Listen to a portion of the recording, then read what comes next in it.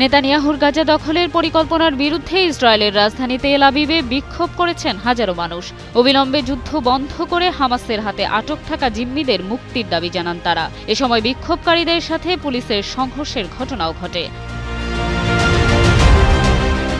এর আগের দিন ইসরায়েলের মন্ত্রিসভা গাজা দখলের অনুমোদন দিলেও এই সিদ্ধান্তের বিরোধিতা করেছে ইসরায়েলি সেনাবাহিনী। তারা বলছে গাজা দখলের বিষয়টি ঝুঁকিপূর্ণ, এতে জিম্মিদের জীবনের ঝুঁকি বাড়বে।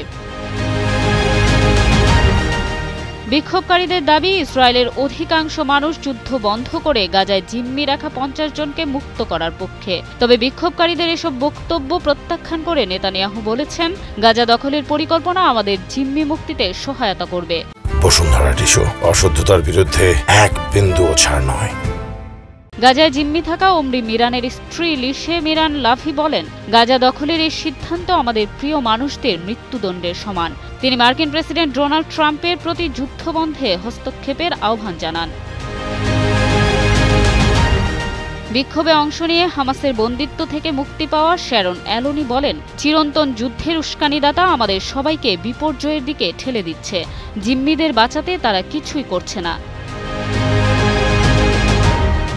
সাবেক সৈনিক ম্যাক্স ক্র্যাশ বলেন, গাজায় যুদ্ধের শুরুতে আমি যুদ্ধে ছিলাম, কিন্তু নেতানিয়াহুর রাজনৈতিক যুদ্ধ চালিয়ে যেতে চাই না।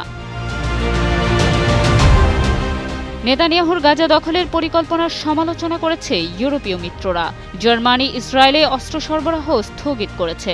যুক্তরাজ্য, ফ্রান্স, কানাডা সহ কয়েকটি দেশ এই সিদ্ধান্তের সমালোচনা করেছে। বিশ্লেষকদের মতে গাজা দখলের পরিকল্পনা যুদ্ধকে আরও দীর্ঘস্থায়ী ও ভয়াবহ করে তুলবে। পপি অধিকারী, ইন্টারন্যাশনাল ডেস্ক, কালের কণ্ঠ।